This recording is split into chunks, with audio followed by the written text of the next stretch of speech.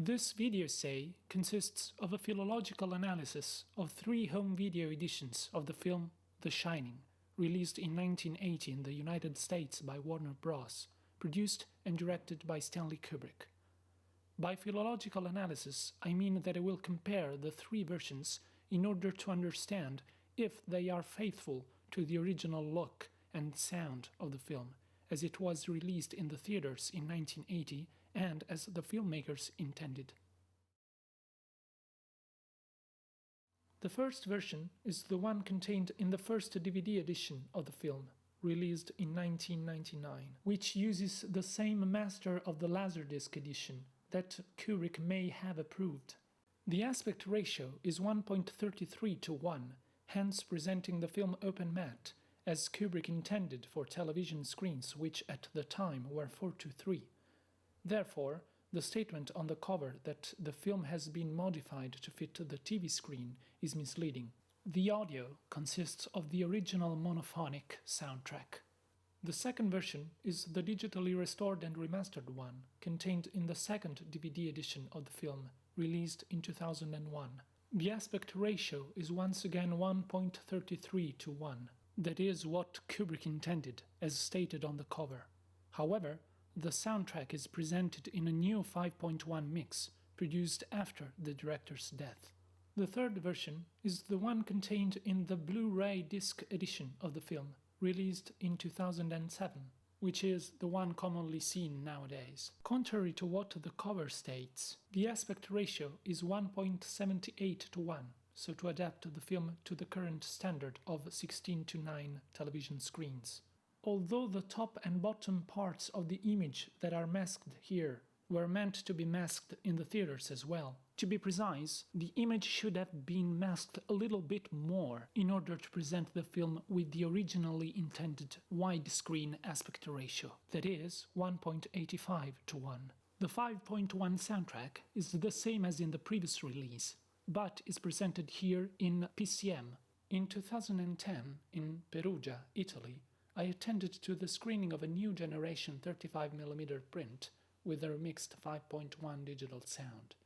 The copy was in excellent conditions, and the color scheme, to my memory, was like that of these pictures of a similar print that can be found on Instagram, apart from the excessive yellow that can be found here, as demonstrated by the sprocket holes, which should be white. Maybe this is how the film should always have looked, with the exception of the opening credits, that, as we will see, seem to have been remade. The frames reproduced in the book The Stanley Kubrick Archives show a similar color scheme, which should confirm that these are the original colors of the film, once again excluding the opening credits. If this is true, then no one of the 3 video editions is accurate.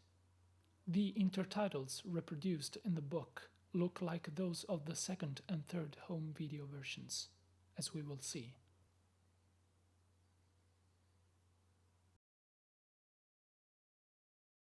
The first version opens with the original animated Warner Bros. Logo used at the time, while the second and third version replace it with a newer logo. Although being a paratextual element, the logo is still part of the film and a sign of the historical period of its original release, so this difference should be considered inaccurate. The first version has a low definition, but it has grain that resembles the 35mm source. It also shows dirt and scratches, which are typical of a film print. Q marks are sometimes visible, as can be seen here.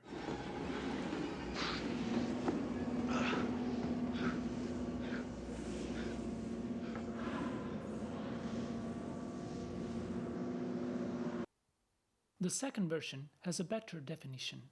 The image is cleaner thanks to the digital restoration. But it should have more grain to resemble the original look of the film print.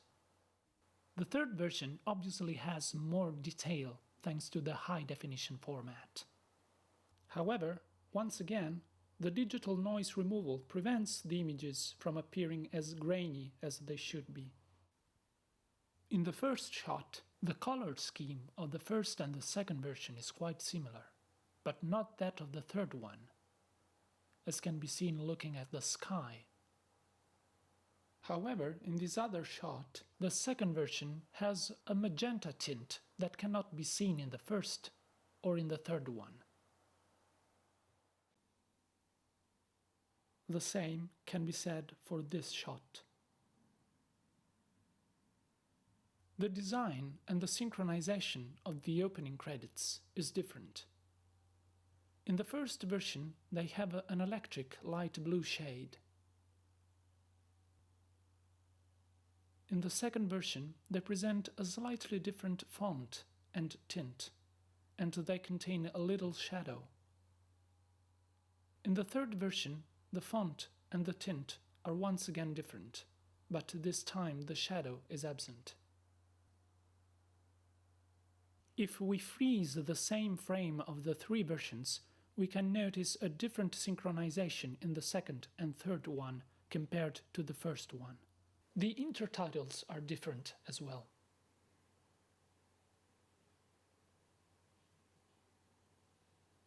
A difference can be found also in the first block of the closing credits of the first version. Interestingly, the closing credits of a copy aired by ABC in the 1980s has the same format as those of the second and third version. But they have the same blue shade of the opening credits. As a YouTube video demonstrates, this is true also for the first VHS release of the film in the United Kingdom, dated 1981. Apart from the aspect ratio, there are some slight differences in the framing of the film between the three versions. Generally speaking, the third version has more information on the left and on the right side of the frame. But apart from this, the differences between the framing are inconsistent throughout the film. Since the second and third version are struck from the original negative and or interpositives of the film, we can infer that these are more accurately framed than the first one. The most infamous difference in the color scheme is that of the tennis ball in the scene where Danny is playing. In the first and second version, the ball is yellow, but in the third one it is pink, as can be seen in both these shots. Generally speaking, there are differences in the color scheme, in the brightness and in the contrast of the images between the three versions. Based on my memory of the film print that I saw, I believe that the first version is the most accurate, apart from the degradation of the colors. Such alterations are constant, denoting that they are a matter of preservation of the print, that is, they depend on a uniform deterioration. On the contrary, the other two versions present a digital color correction which is applied inconsistently throughout the film, hence resulting in an irregularly different appearance of the images. For such reason, fans of The Shining are trying to collect well-preserved 35mm prints of the film in order to demonstrate how the film itself should look in an accurately digitized version. As I said, the first version is the only one containing the original mono soundtrack, while the second and the third one contain a 5.1 remix. Therefore, the first version is, philologically, the most accurate one. The mono soundtrack of the first version is much compressed, meaning that its technical quality is low. The noise it contains may depend on the state of the materials and the quality of the transfer, but anyway, its technical limitations are typical of an optical mono soundtrack. In the restored version, the sound is cleaner, the noise has been removed. Thus, maybe it sounds too much digitized. In the 5.1 remix, it seems that only the original dialogue track, effects track, and the original music recordings were used, with no addition of other sounds. Leon Vitali, an assistant of Kubrick who supervised the remix after his death, stated that the director wanted to remix the films in 5.1. Moreover, he assures that the original mono soundtrack was used as an quote-unquote absolute bible for levels. However, this is not always true, and at any rate the original mono version should be offered along with the new mix, because this is how the film sounded in its original release, and in the subsequent releases prior to the restoration. Gordon Stainforth, music editor of the film, stated that, quote, "The remix is not as subtle as Stanley's original. It's quite a lot cruder and there are some definite mistakes," unquote. Good morning, hon. Your breakfast is ready. What time is it? It's about 11:30. Good morning, hon. Your breakfast is ready. What time is it? It's about 11:30.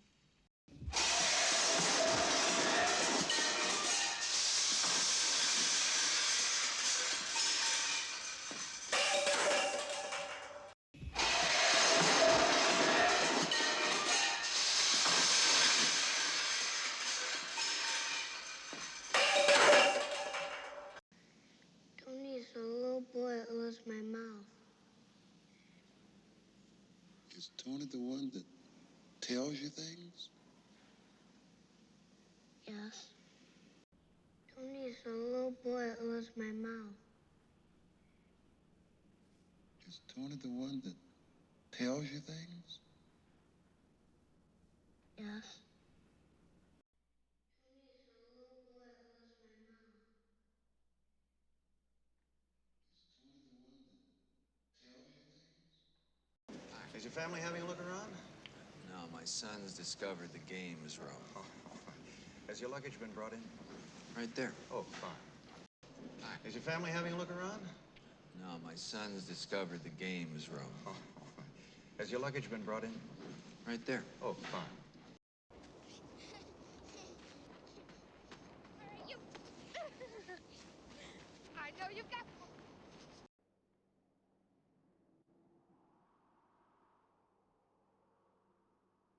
I'll deal with that situation as soon as I get out of here. Will you indeed, Mr. Torrance? I wonder.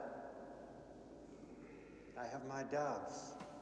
I'll deal with that situation as soon as I get out of here. Will you indeed, Mr. Torrance? I wonder. I have my doubts. I'll deal with that situation as soon as I get out of here. Will you indeed, Mr. Torrance? I wonder. I have my doubts.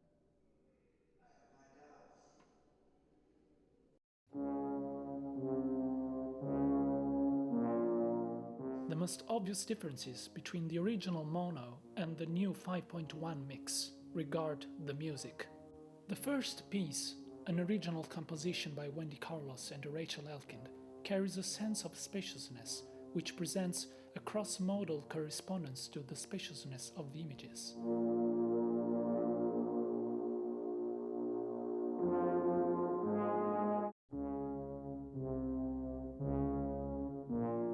This effect is enhanced in the remix, thanks to the use of the 3 front channels and the low-frequency effects LFE1.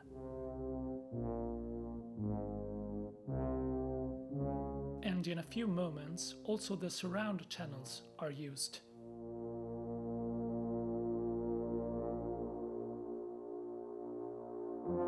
The result can be considered convincing, but of course it is different from the originally intended mono version.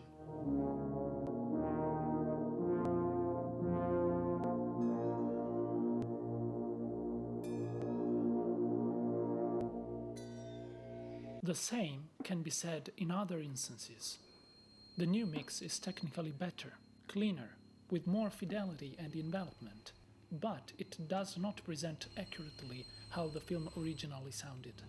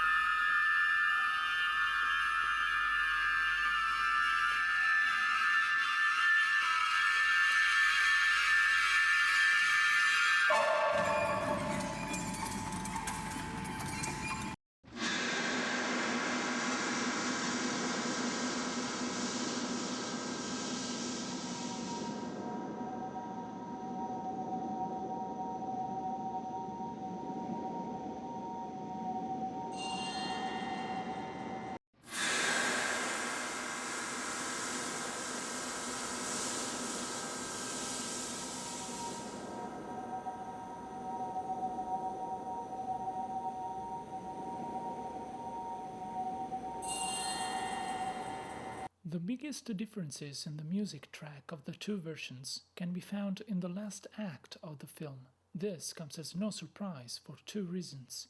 First, here the music editing is particularly complex, resulting from a blend of various musical fragments, which apparently the technicians who remixed the film were not always able to respect. Second, one of the pieces used here, Penderecki's Canon, has a peculiar stereophonic quality in the original recording.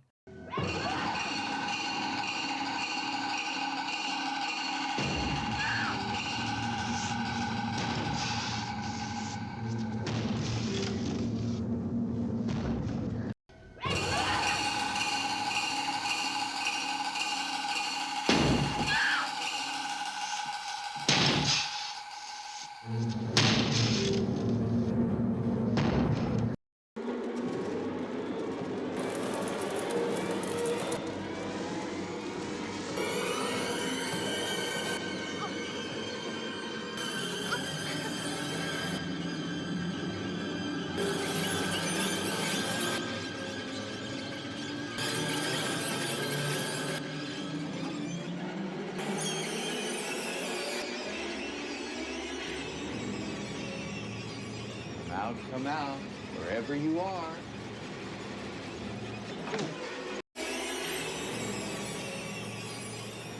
Come out, wherever you are.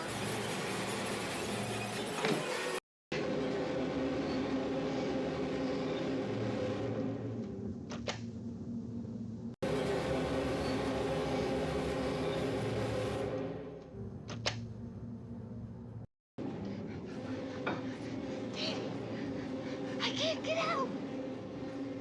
Run! Run and hide! Run! Quick! Little pigs, let me come in.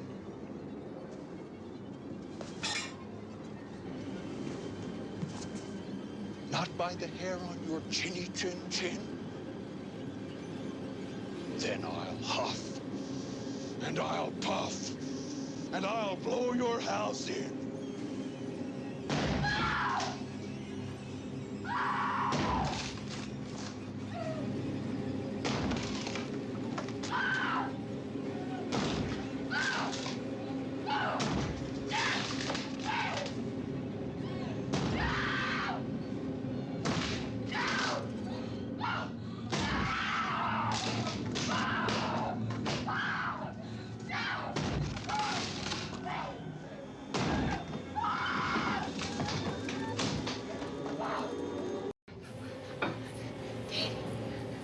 I can't get out! Run! Run and hide! Run! Quick! Little pigs, let me come in.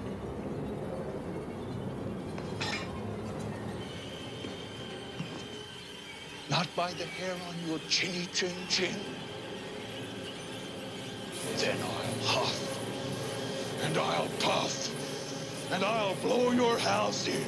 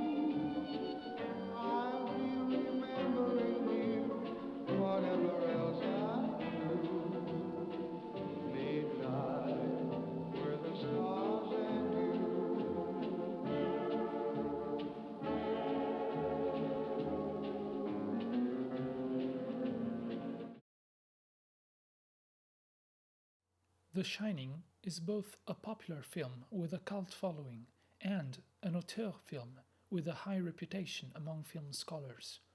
Furthermore, it is distributed by a major studio, Warner Bros., which emphasizes the prestige of having such an important film of an eminent filmmaker in its catalogue. Nevertheless, a philologically accurate home video edition that could offer an experience of the film visually and orally akin to the original one, as Stanley Kubrick and his collaborators intended, is still missing.